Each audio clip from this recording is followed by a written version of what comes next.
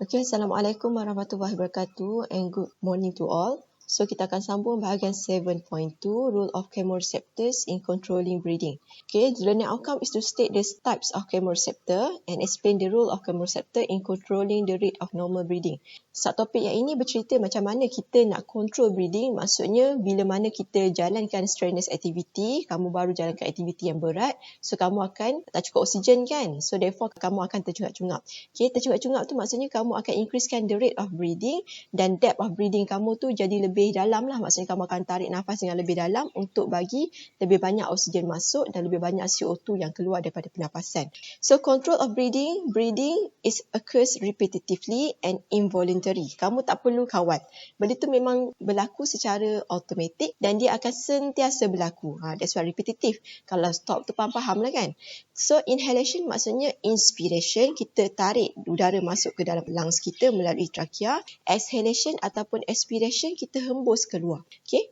So, breathing control center terletak di respiratory center, iaitu pada kita punya bahagian otak. Dekat sini ada pons and medulla oblongata. Functionnya sebenarnya adalah untuk control concentration of CO2 lah. Sebab bila CO2 banyak dalam darah, jadi dia akan merendahkan pH. Jadi maksudnya pH kita jadi acidic. So, benda tu berbahaya. So, that's why kita akan make sure kan kalau CO2 tu berlebihan, memang kena remove keluar daripada kita punya darah and seterusnya ke lung lah. Okay? So, medulla oblongata use pH of surrounding tissue fluid as indicator of the blood CO2. So, chemoreceptor akan detect any changes in the CO2 and H+ concentration. So, ini adalah kita punya otak. So, kat sini ada medulla oblongata pada bahagian bawah ni. Dan kalau kamu ingat sebenarnya medulla oblongata ni kita pernah sebut pun dulu dalam bahagian reproduction apa semua tu kan. So, bahagian medulla oblongata ni dia ada breathing control center dia. Dan kat sini ada pons juga atas ni.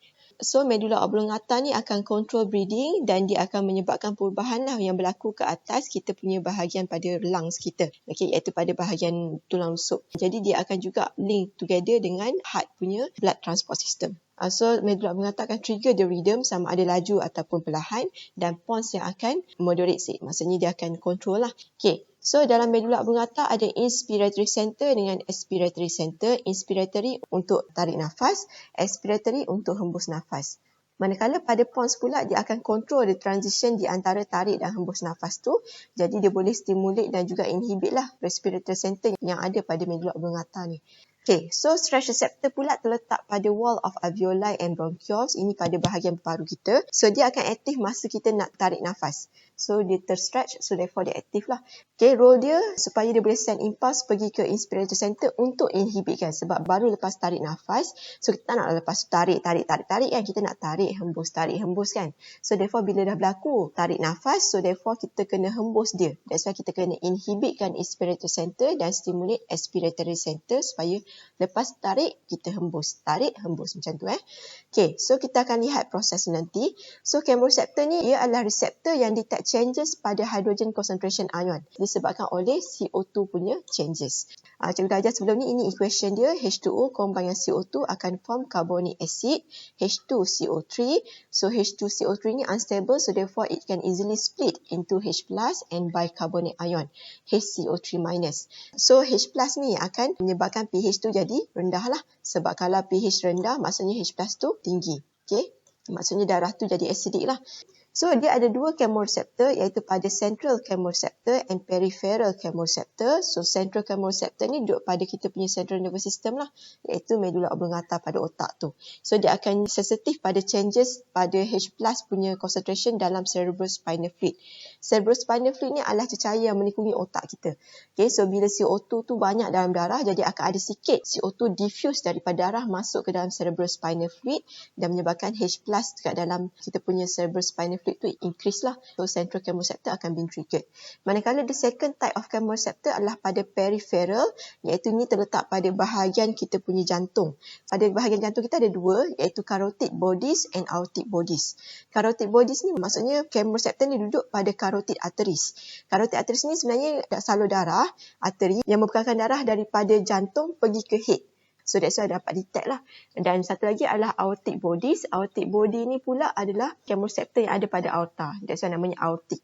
So, pada wall of aorta tu, so dia akan sensitif pada CO2 concentration. Jadi, CO2 banyak, maksudnya H+ banyak lah. Jadi, pH rendah. So ni adalah dia punya chemoreceptor. Central chemoreceptor duduk pada medula oblongata. Dia akan sensitif pada changes yang ada pada cerebrospinal fluid ni yang warna hijau ni. Dan satu lagi adalah peripheral chemoreceptor, iaitu satu pada carotid arteries, satu lagi pada aorta. Okay, carotid bodies, aortic bodies. So ni pula adalah stress receptor yang duduk pada wall of alveoli dengan bronchioles. Jadi dia akan stimulate kalau berlaku inspiration. So semua ni being control untuk bantu kita punya kadar pernafasan, laju ke perlahan. Okay, so standardnya adalah sepatutnya kamu bernafas 15 kali per minit. Okay. So ini adalah homeostatic control of the breathing. So kalau normal pH, jadi tak ada masalah. Tapi kalau let's say blood pH kita jatuh, jadi acidic sebab CO2 banyak dalam darah. So therefore kita akan menyebabkan peripheral and also central chemoreceptor akan being triggered. Jadi akan menyebabkan inspiration dengan exhalation tu berlaku lah. Maksudnya CO2 dihembus keluar, oksigen dibawa masuk. Sampailah kita punya paras CO2 dalam darah kita jadi normal. So dia akan balik kepada asal. Maksudnya rate of breathing kita jadi biasa. Kalau tak, dia akan jadi laju lah macam ni. Okay, so kita akan lihat the control of breathing punya diagram ni. So cikgu akan based on this diagram, tapi cikgu akan sebutlah dia punya step by step tu. So kamu tengok lecture notes kamu. Okay, kita tengok step 1 dekat sini. So step 1 dia tunjuk sini chemoreceptor je kan. Tapi dalam nota kamu dia spesifikkan central chemoreceptor dengan peripheral chemoreceptor. So kita lihat dulu apa yang berlaku dekat peripheral chemoreceptor. So masa peripheral chemoreceptor detect, oh CO2 kita dalam darah tinggi. Okay, so kamu tahu kalau CO2 tu tinggi, maksudnya H+ concentration pun tinggi lah. Jadi pH dalam darah tu rendah, so therefore peripheral chemoreceptor detect. So dia akan stimulated. Okay, tu dekat peripheral chemoreceptor. How about the central chemoreceptor? So tadi cikgu dah beritahu bahawa bila darah kita ada CO2 yang banyak, jadi ada sikit CO2 akan masuk ke dalam cerebrospinal fluid kita dan menyebabkan central chemoreceptor dalam medula oblongata will be stimulated. Jadi bila chemoreceptor telah stimulated, jadi chemoreceptor akan hantar impuls pergi ke inspiratory center untuk stimulatekan inspiratory center ni. Jadi bila inspiratory center telah stimulated, jadi inspiratory center ni dia akan hantar output impuls pula.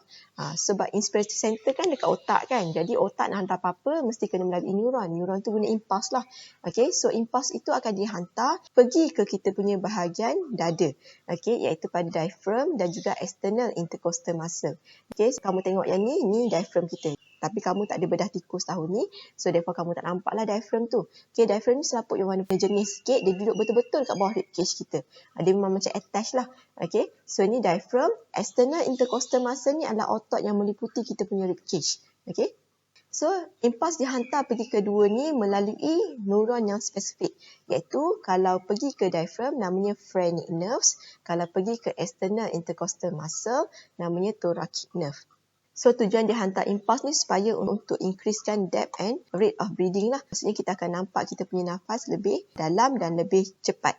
So bila nerve tu hantar impuls pergi ke diaphragm and external intercostal muscle, jadi kita akan lihat bahawa dia akan menyebabkan bahagian kita punya dada tu akan jadi increase in size. Thoracic cavity will expand, maksudnya kita punya dada tu macam contohnya masa kita nak tarik nafas kan. Kamu akan macam naikkan dada tu kan. Dada tu macam mengembang lah. So thoracic cavity will expand dan waktu ni kamu akan nampak volume and size of the thoracic cavity will increase. So bila volume increase, kamu tahulah bahawa volume ni berkadar songsang dengan pressure. So bila volume increase, pressure akan decrease. Okay, banding pressure dengan outside atmosphere, pressure of the outside atmosphere lagi tinggi daripada pressure dalam lungs kita. So that's why pressure ni pun sama juga macam partial pressure, dia akan bergerak ikut keturunan. Jadi menyebabkan udara akan ditolak masuk ke dalam lung kita. Kita akan berlakulah inspiration, iaitu kamu tarik nafas. Okay, dia disebabkan oleh faktor ni lah perubahan pada volume size dan juga pressure of the thoracic cavity. Sebab bila kita nak tarik nafas, kamu auto akan menyebabkan dada tu kembang. Dada tu kembang bukan sebab kamu sengaja kembangkan dia. Tak, tapi sebab ada ni ha. Okay, so kita akan tengok dia punya diagram. So yang ni kedudukan phrenic and vagus nerve lah. Dia duduk kat sini. Yang colour kuning ni. Tapi detail on this kamu tak perlu tahulah. So vagus nerve dia akan hantar pergi ke external intercostal muscle. Otot yang ada pada ribcage ni. Manakala phrenic nerve akan hantar pergi ke diaphragm kat bawah ni. Okay. So bila kita lihat kat sini.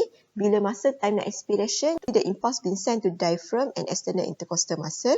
Jadi kita lihat diaphragm tu akan move down, dia akan melengkung ke bawah dan menyebabkan thoracic cavity tu macam kembang. Dan lepas tu rib cage tu pun akan expand. So thoracic cavity akan jadi volume dia increase in size. Jadi bila volume increase in size, pressure ni jadi decrease lah. So that's why pressure dalam kita punya thoracic cavity ni jadi rendah. Nampak ada arrow rendah ni.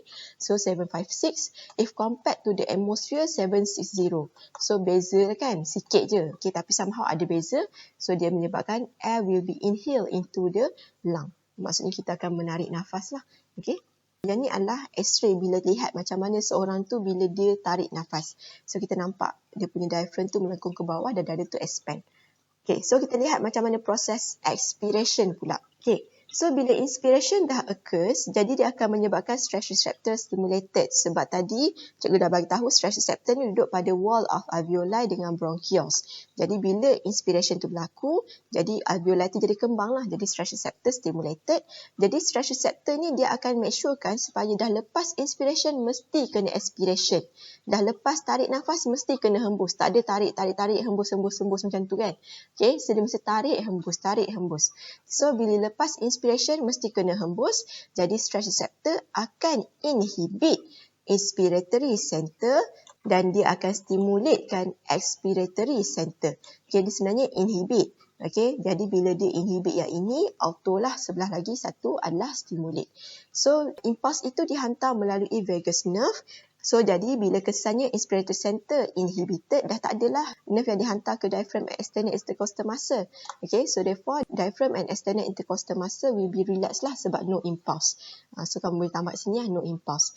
Jadi dia akan menyebabkan expiration berlaku lah sebab diaphragm tu jadi naik ke atas balik dan lepas tu external intercostal muscle akan constrict semula. Okay, so kita lihat macam diagram rupa dia masa time expiration. So waktu ni bila no impulse been sent to the diaphragm and external intercostal muscle, jadi kamu nampak diaphragm tu ditolak balik naik ke atas. Dia dah tak melengkung macam tadi masa inspiration. So therefore thoracic cavity kita jadi macam berkurang lah isi padu dia. So rib cage getting smaller. Jadi kat sini volume dia jadi decrease. Okay, so bila thoracic cavity tu jadi decrease volume dia, jadi banding pressure adalah inversely proportional. So pressure akan increase. So kat sini pressure-nya 768 compared to the atmosphere punya pressure. Atmosphere punya pressure lagi rendah. So therefore kita akan menyebabkan udara daripada lung ditolak keluar melalui hembusan, iaitu expiration. Okay, so air will be exhaled. So expiration pun berlaku. Bila expiration dah berlaku, maksudnya kita hembus keluar, jadi alveoli dengan bronchioles punya stress receptor tu akan inhibited lah. Maksudnya dah tak stress lagi. So stress receptor nak stimulated, jadi dah tak ada siapa yang akan inhibitkan inspiration center. So benda ni akan continuously happen lah. Maksudnya dia akan menyebabkan inspiration center hantar balik impulse, jadi inspiration berlaku, lepas tu expiration pula berlaku, inspiration pula, expiration pula. So benda ni adalah macam cycle sampai kamu punya breathing tu jadi normal balik. Okay, so sebenarnya ni adalah proses macam mana kita nak make sure kan inspiration berlaku, lepas tu expiration pula follows. Tapi rate of breathing tu dikontrol oleh faktor CO2 punya concentration lah. Kalau CO2 concentration tinggi, jadi rate of breathing kita lagi tinggi. Okay. So bila CO2 yang excess telah eliminated, excess sebab CO2 dalam darah kita memang sentiasa ada, cuma jangan sampai dia berlebihan. So kalau CO2 yang excess telah eliminated, jadi kita punya blood pressure jadi normal, jadi kita akan breathing secara normal lah, maksudnya standard biasa ni. Kalau tak, kamu akan bernafas dengan laju lah. Okay. So ini adalah control of breathing. So nampak inhalation, diaphragm melengkung banyak ke bawah. Tapi kalau exhalation, dia ditolak, jadi dada tu jadi kecil. Okay, so that's all class. Thank you.